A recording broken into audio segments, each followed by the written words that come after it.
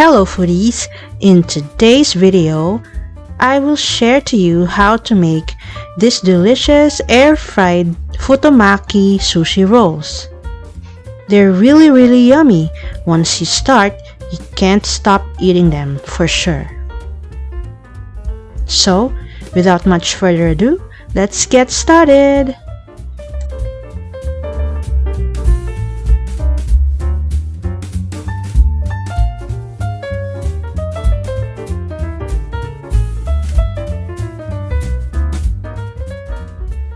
First thing is to make the sushi rice.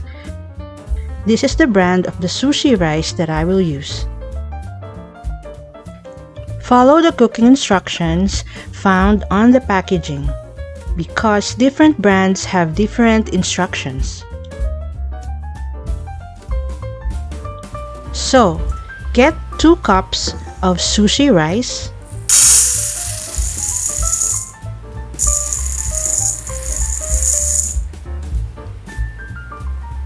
we will be washing the rice for 3 to 4 times until the water runs mostly clear.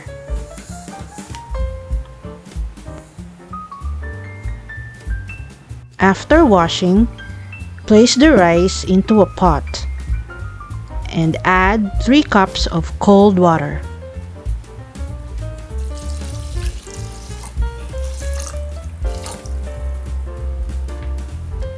Next step is to soak the rice for 30 minutes. Actually, the soaking part is not written on the packaging, but through some research that I made, it is best to soak the sushi rice prior to cooking it. It is a technique to make your cooking faster and to make your rice cook evenly. After 30 minutes, we cook the rice.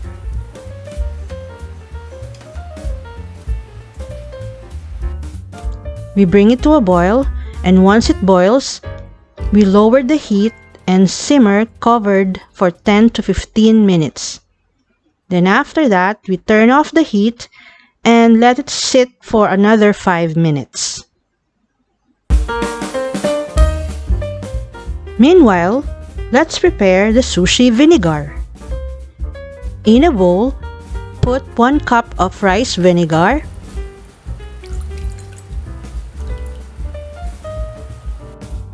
4 tablespoons of granulated sugar,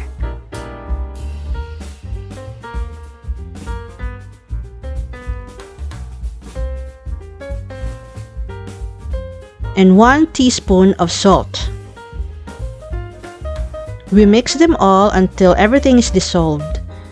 Then we set that aside.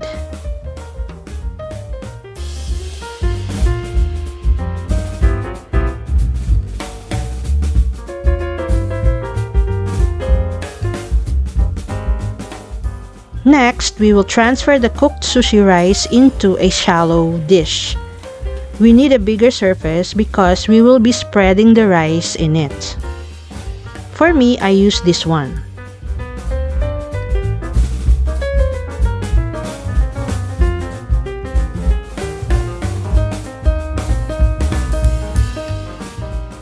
Then, let's put in the sushi vinegar mixture.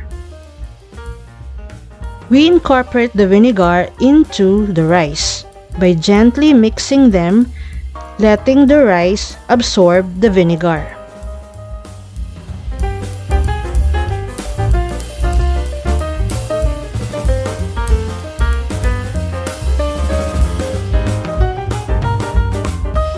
Once everything is coated with the vinegar, we will let it cool. And when it is no longer wet, we are ready for the next step.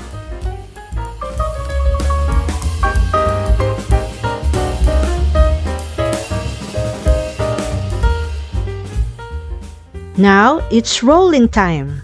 But first, we will be needing our chopping board, our bamboo mat covered in plastic wrap,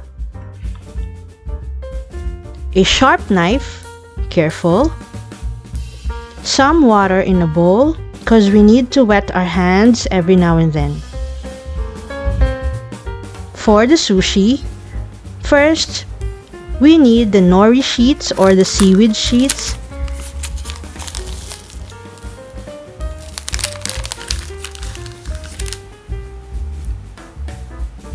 Next, of course, the cooked sushi rice.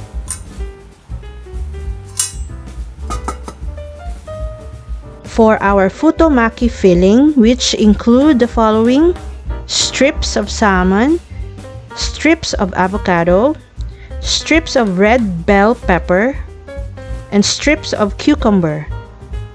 Please remove seeds of the cucumber.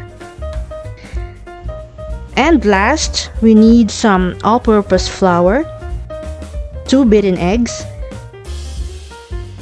and some panko breadcrumbs. So now, let's make our futomaki sushi. Get a piece of the nori sheet, the rough side facing up. Then, let's wet our hands a little bit and grab some sushi rice. Let's spread the rice gently, carefully, leaving about half an inch space at the bottom and an inch at the top.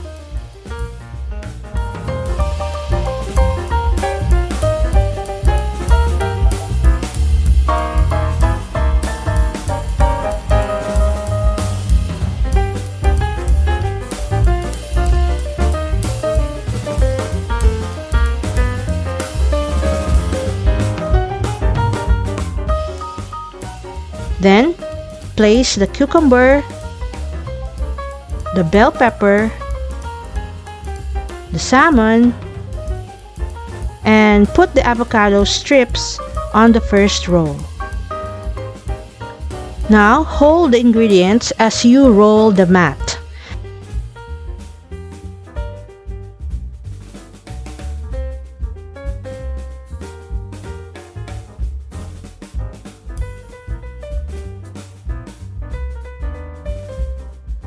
Give it a good squeeze.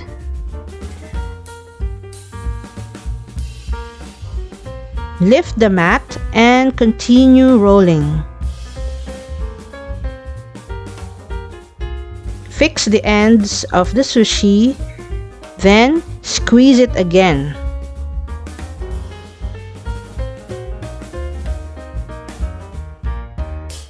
And do the same to the other end of the roll.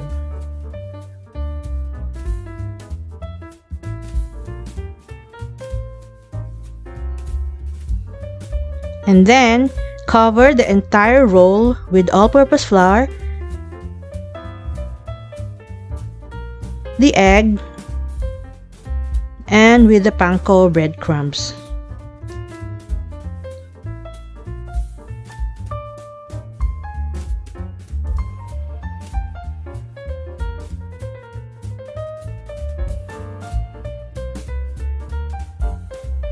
Let's do another one.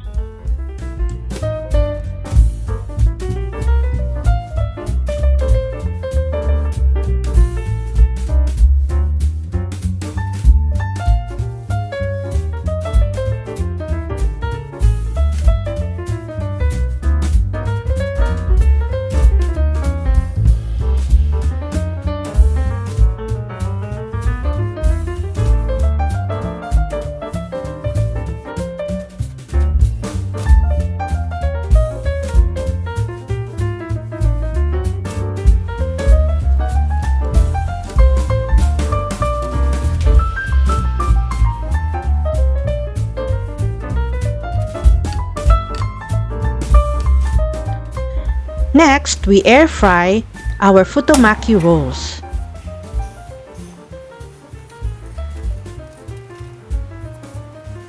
Here, I'm spraying the rolls with some oil.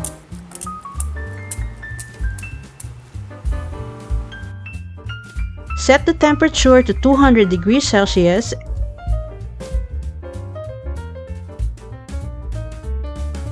and the time to 8 minutes.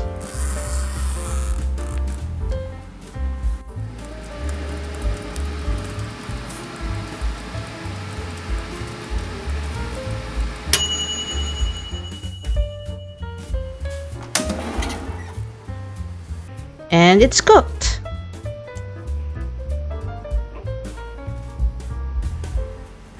We can slice our sushi rolls once they have cooled down a little bit.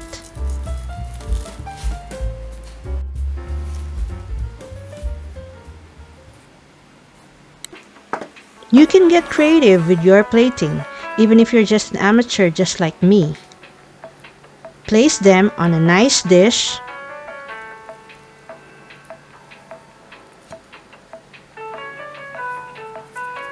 Sprinkle with black sesame seeds and top it with mayonnaise.